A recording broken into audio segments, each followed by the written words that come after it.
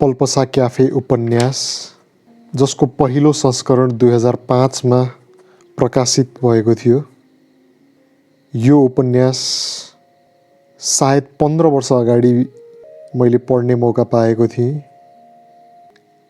मैले पढेको नेपाली साहित्यमा मनपर्ने मध्येको एउटा अर्को उपन्यास। यसै उपन्यासको 12औं अध्याय। आशा छ तपाईहरुलाई यो अध्याय मन पर्नेछ। डोकामा फुत्त फुत्त सुन्तला खसालिरहेकी छ किशोरी। कान्लामा ठिङ्ग उभिएका सुन्तलाका बोट उभन्दा केही अग्ला छन्।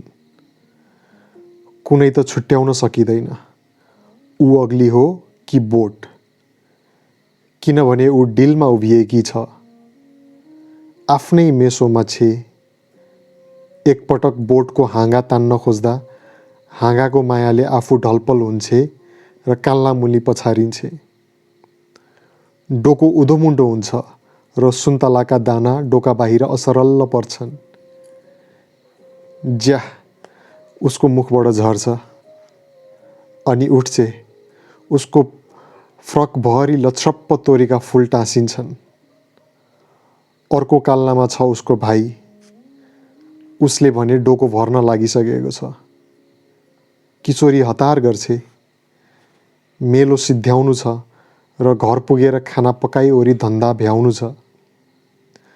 पश्चिम डाँडामा सूर्य निभ्नु अघि बत्ती बाल्न घर फर्किसक्नुपर्छ।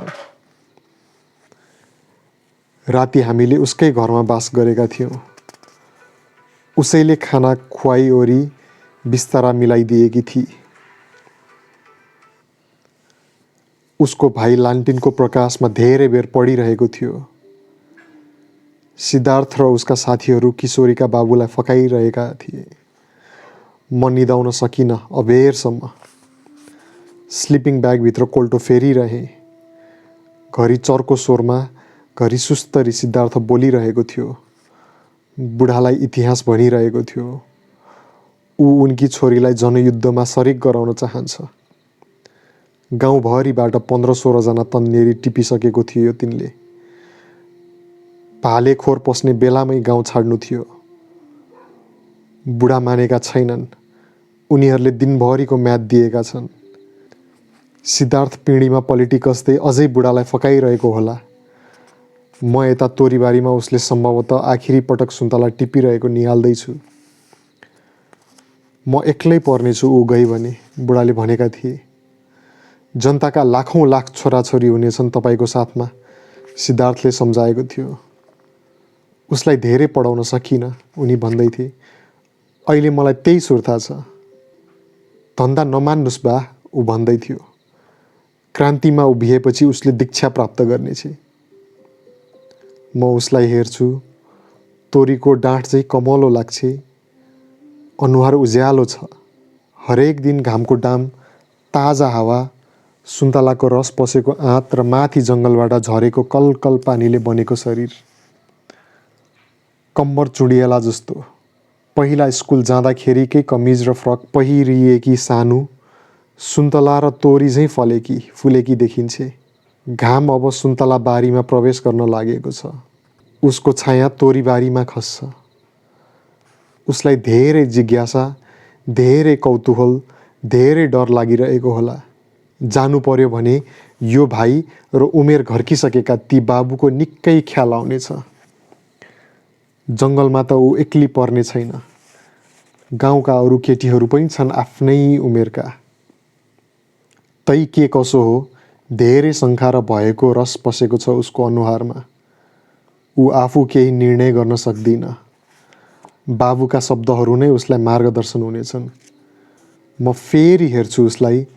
ऊ अझै व्यस्त छ सुन्तला टिप्न। डोको आधा आधी मात्र भइरहेको छ। तपाईहरू किन यस्तो काममा लाग्नुभयो? बुढाले सुस्केरा काटेका थिए। तपाईकै निम्ति हो बा, सिद्धार्थले तेल दलेको थियो। न तपाईको घरमा बिजुली छ, न टेलिफोन, न टेलिभिजन, न सुन्तला बेच्ने बजार, न सडक। धनीमानी बोकेर उडिरहने जहाज मात्र हेरेर तपाईँ हामीले कति दिन सहने? यो त भगवानको खेला हो। यही त गल्ती भइरहेछ, उसले सम्झाएको थियो। ठुला ठालुले गरेका कुकृत्यलाई हामीले भगवानको कृपा सम्झिरहेका छौँ। यही पखेरामा जन्म्यौँ, यही हुर्क्यौँ, हामी माटी कोरेलाई यो सब ज्ञानगुण कसरी हुने? यहाँ अस्पताल छैन, एक दिन टाढा जाबो स्वास्थ्य चौकी छ, तर त्यहाँ न डाक्टर न औषधि।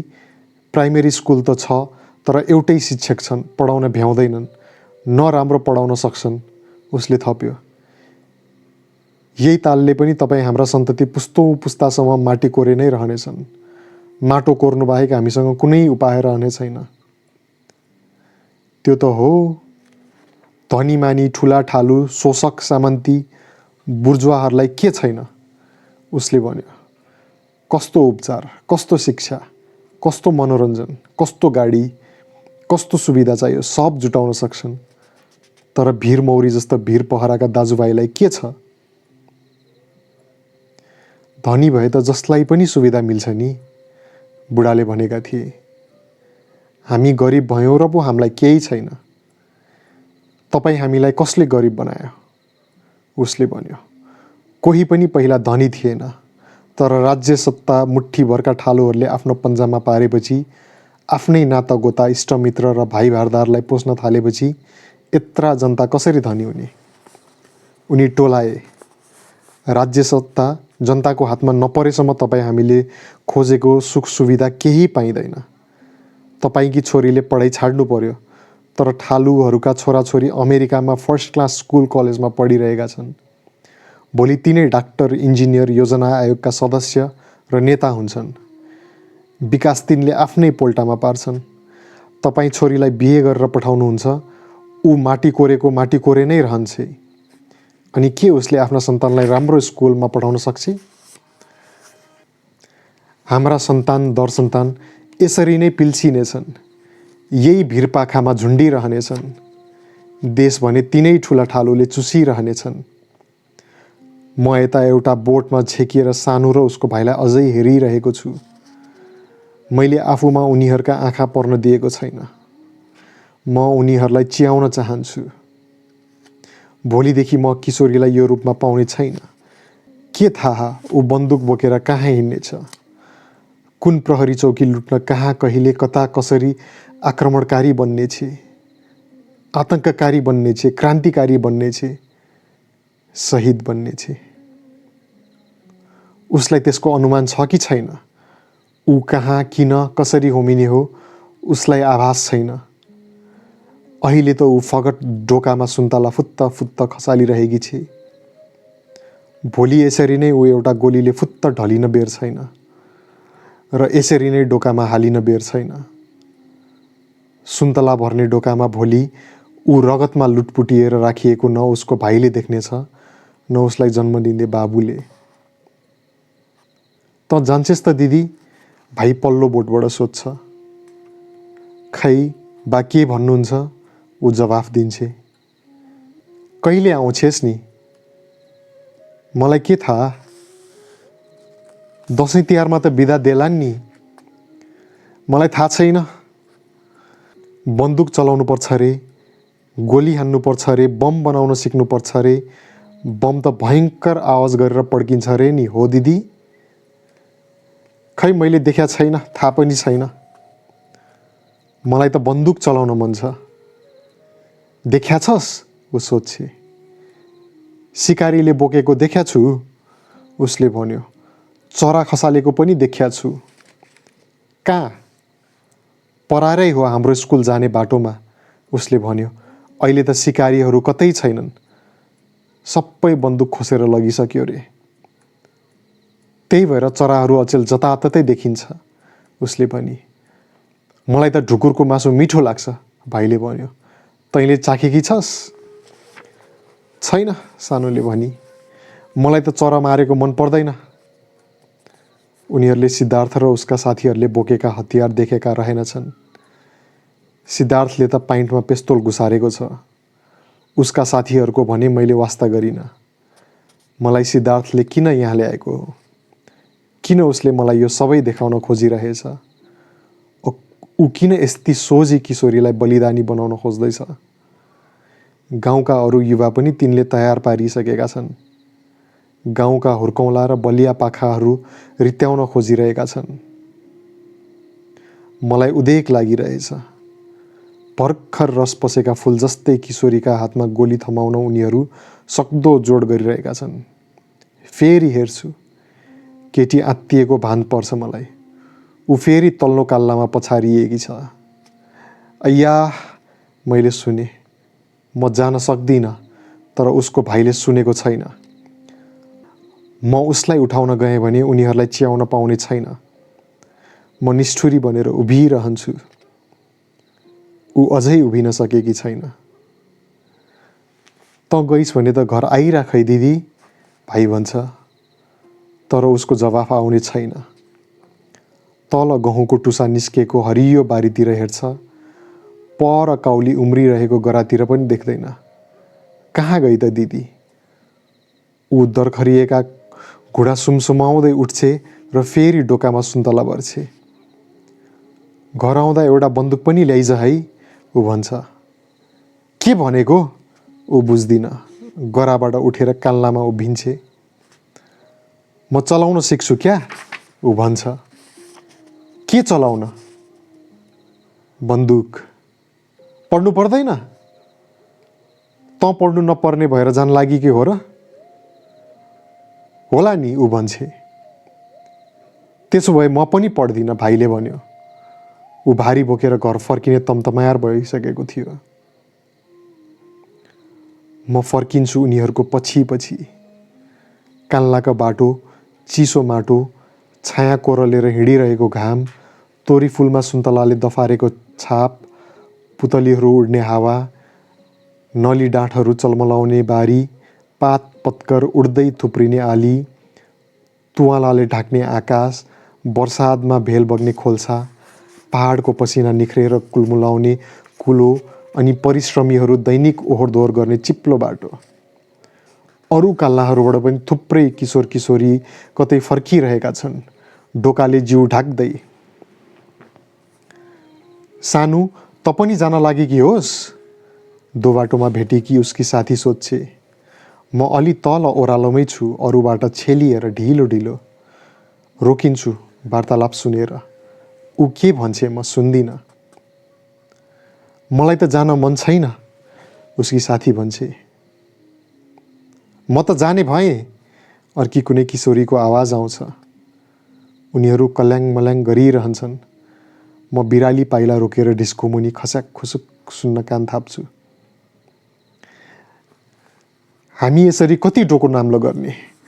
हाम्री आमाले त्यही गर्नुभयो, भाउजू त्यही गर्दै हुनुहुन्छ। त्यो क्रान्तिकारी आवाजको आकार भनिरहेको थियो। ती दाइहरूले ठिकै भनेका छन्। मेरो त बा मान्नु भएको थिएन। जान्छु भनेर मै ठिक्क परे। पल्लो गाउँका पनि थुप्रै केटी गइसकेका छन्।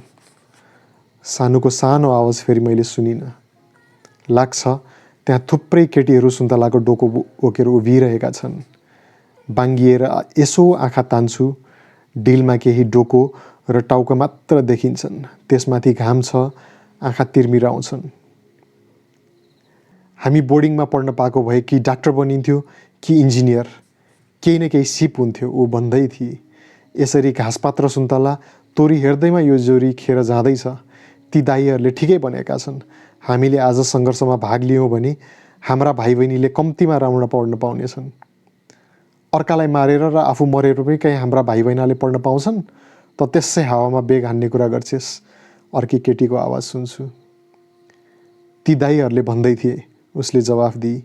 हामीले सङ्घर्ष नगरे त काठमाडौँले हामीलाई चासै दिँदैन। कसैले सुन्दैन, टेर्दैन। अनि सबै दुखी पहाड गाउँ लेकका मान्छे सधैँ आफ्नो घरधन्दा उकाली ओह्राली गाउँ बेसीमै टाँसिरहने हो भने त हामीलाई के चाहिएको छ भन्ने पनि त भएन। म पनि जान्छु दिदी, मैले सानुको भाइलाई सुने। तर उसलाई सबैले रोके। गुच्चा खेल्ने फुच्चा, कान मेरो बुच्चा, एउटीले भनी।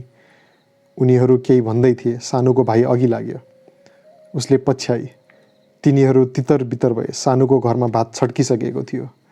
सिद्धार्थले आलु र मुलाको झुलिलो तरकारी पकाइरहेको रहेछ, मस्यौरा हाल्दै रहेछ। सानो वाल्ल परी। उसका बाले चामल अड्कलेर दिएका थिए। मैले पनि पछि आफ्नो थाल आफै माझेँ। हातमा खरानीको गन्ध बाँकी थियो। सिद्धार्थका साथीहरूले ताउलो खस्काए। बुढा भन्दै थिए, यो ताउलो मैले आफ्नो बिहेपछि हिजै निकालेको हुँ। उनको एउटा दाँत ओठबाट तल निस्किने भएकोले स्वर अलि तोते रहेछ। दाईहरू तँलाई लैजाने भन्दैछन्, बुढाले भने। के गर्ने छोरी? ऊ केही बोलिन। पिँढीको खावो समातेर निउरुमुन्डी भइरही उसको भाइ पनि सँगै टुक्रुक्क बसिरहेको थियो। तँ स्कुल जा, उसले भनी। यसको ज्यानको सुरक्षा तपाईँहरूकै हातमा भयो। बुढाले सिद्धार्थको हात समात्दै आँखा पिलपिल गर्दै भने। तपाईँले चिन्ता लिनु पर्दैन बा, सिद्धार्थले भन्यो। तपाईँकी छोरी क्रान्तिको महान लक्ष्य सिद्धिको निम्ति एउटा बहादुर सिपाहीको रूपमा समस्त जनताकी प्रिय कमरेड बन्ने छिन्। साथीहरू कहिले एउटा घर कहिले अर्को घर चाहर्दै सिद्धार्थलाई रिपोर्ट गरिरहेका थिए। ऊ मलाई त्यहीँ छोडेर दिउँसो गाउँ डुल्न निस्क्यो। सानुले एउटा झोला ठिक पारी। सुन्तला बेच्न मै जाउँला भोलि, बुढाले भने। तँ हिँड्नेलाई किन शास्ति? बेलुकासम्म फर्किउँला नि, उसले भनी। पर्दैन, आराम गर, उनले भने। भरेदेखि कहाँ हिँड्नु पर्ने हो, आफ्नो ख्याल राखेस्। तपाईँ धेरै दुःख नगर्नु बा, उसले सम्झाउन खोजी। म चाँडै फर्किउँला। भाइलाई स्कुल जा भन्नु सधैँ, नत्र ऊ ढिपी गरेर यतै हल्लिरहन्छ। तैँले यहाँको सुर्ता मान्नु पर्दैन, उनले भने। जहाँ जाँदा पनि आफू अगाडि नपर्नु, पछाडि पनि नहिँड्नु, बिचमा बस्नु। सानो फुरुक्क परी। बुढाले काप्दै भने, के गर्नु र? हुर्केका छोराछोरी जोगाउनै नसकिने भयो। सानुले घर एक फेर सिनित्त सफा पारी। बाबु र भाइका कपडा धोइवरी सुकाई। आफ्ना कपडा पोको पारी अनि झोलामा कोची। बडार कुडार गर्दा आमाको चोलो र म जेत्रो देखेपछि भने उसले खप्न सकिन।